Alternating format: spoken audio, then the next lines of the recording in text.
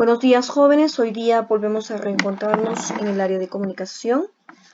Hoy día vamos a trabajar el tema de la literatura china. Estamos, acuérdense, trabajando la literatura clásica oriental. Ahí les estoy poniendo unas imágenes muy relacionadas a esta cultura, ¿verdad? Su arquitectura, la muralla china. Vamos a conocer entonces un poco acerca de este pueblo. Acuérdate también que este pueblo tenía una gran muralla que por muchos años, hasta por siglos podemos decir, que originó que esta cultura se mantuviera encerrada, ¿no? Nadie podía entrar a este pueblo chino y tampoco los chinos podían salir de él con mucha facilidad. La muralla los encerraba prácticamente. Vamos a conocer un poco el contexto histórico cultural de esta cultura, que nos dicen que su etapa de formación está entre el siglo 6 y 4 a.C.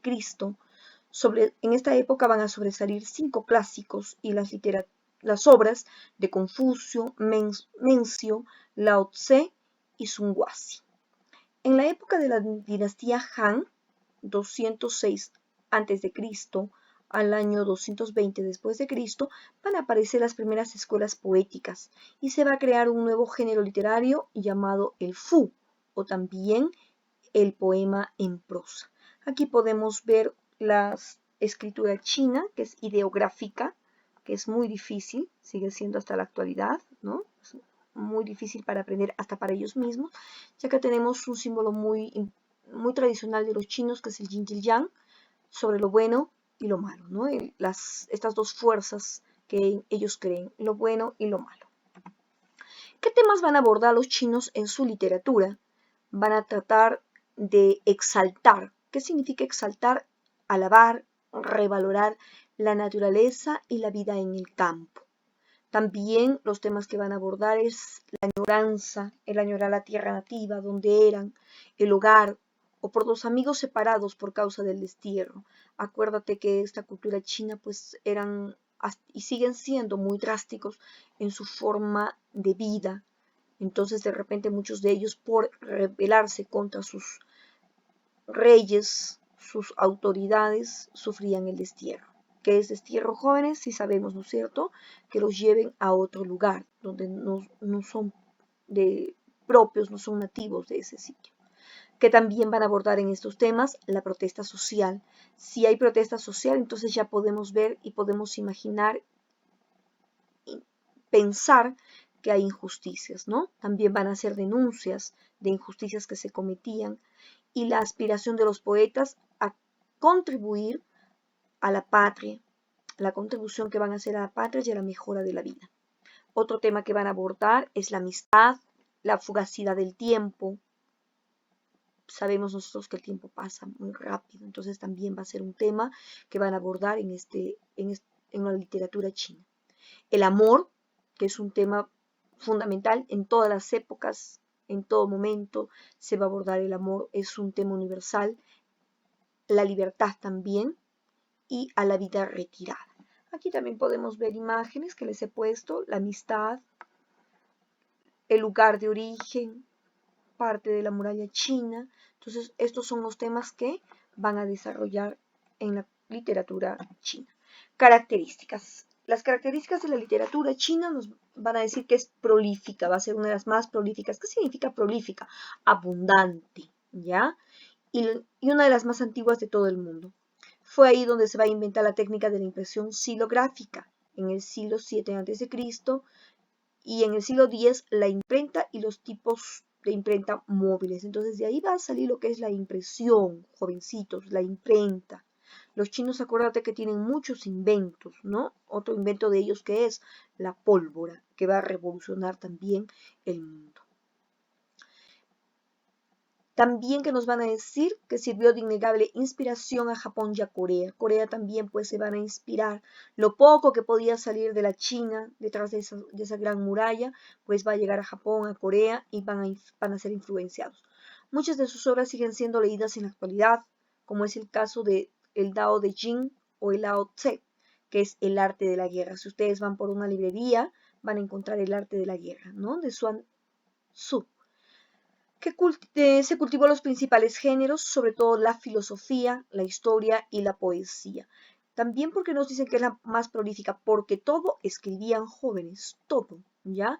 Lo que hacían sus emperadores eran escritos por los escribas o los secretarios. Ahí les estoy poniendo la primera forma de imprenta, que ya lo hacían en silografía. ¿Qué será la silografía? Se va a quedar de tarea, jovencitos. Ustedes me van a averiguar qué es la silografía.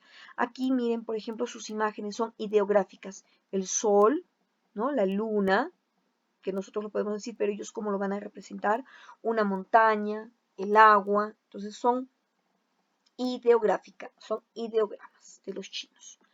Continuamos con la siguiente.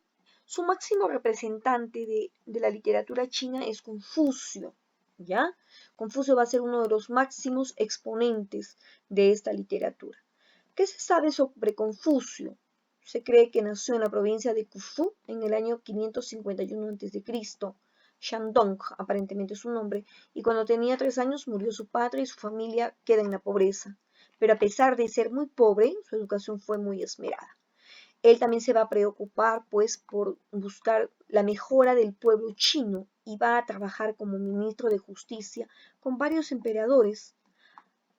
A los 50 años empezó a propagar sus enseñanzas, ¿ya? Cuando él va a tener 50 años, recién va a empezar a dar a conocer sus enseñanzas. Y estas enseñanzas se las van a decir a los emperadores, para que los emperadores, en base a sus enseñanzas, empiecen a aplicarlas hacia el pueblo. Él también va a buscar justicia. Él creía que el orden cósmico perfecto que tenía que ser imitado por los asuntos terrenales para lograr la armonía universal, ¿ya? Así, como les explico, el orden que hay en el cosmos, el ser humano en la Tierra tenía que ser lo mismo para que haya un orden. Aquí tenemos imágenes de Confucio, ¿no? Y miren, acá hay una frase de Confucio. La vida es simple, es muy simple, pero insistimos en que sea complicada, ¿no? La vida es simple, pero nosotros, cada uno de nosotros, nos las vamos complicando. A esto se le van a llamar las analectas de Confucio, ¿ya? ¿Qué obras tiene Confucio? Toda su doctrina, toda su forma de pensar está reunida en 4 libros confucianos. El primer libro, también llamado el Tai Oyo o la Gran Ciencia.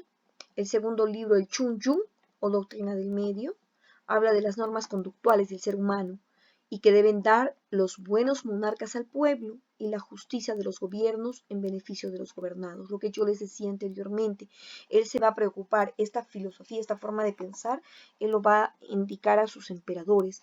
¿Para qué? Para que ellos gobiernen de una manera justa, adecuada al pueblo, ¿ya? Y que los gobernantes tenían que ser, pues, ejemplo para poder gobernar.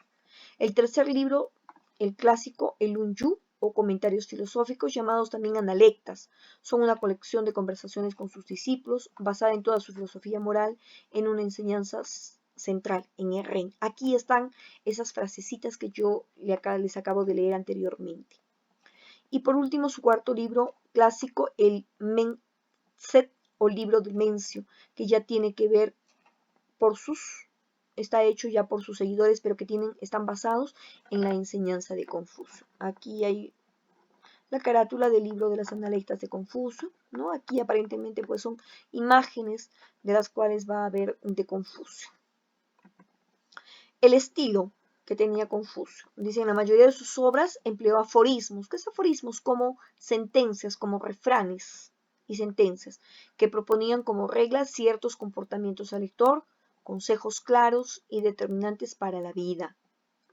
Utiliza diálogos y ensalza las virtudes. Él va a hablar pues mucho del buen comportamiento del ser humano. Odiaba el desorden, así como la ausencia de los modelos morales que revierten la situación.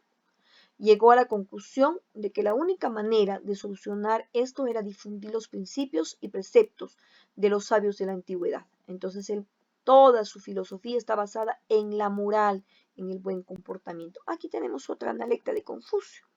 En un país bien gobernado, la pobreza es motivo de vergüenza, ¿no? Significa que si alguien gobierna bien un país, no debería haber pobreza, sería algo vergonzoso. Pero en un país mal gobernado, el motivo de vergüenza es la riqueza. Lo que sucede a veces en nuestro país, ¿verdad? La corrupción. Entonces, Si alguien se enriquece porque se ha corrompido, esa riqueza debe ser vergüenza. Entonces, esas son las enseñanzas que nos va a dar Confucio. La literatura china. ¿Qué actividades me van a realizar jóvenes?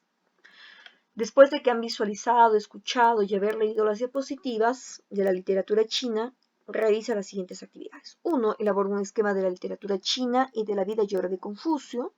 Algún dibujito relacionado a ello, tú ya sabes, ya los años pasados hemos ido trabajando y sabes que tienes que hacer siempre un dibujito. No hay necesidad de que pegues.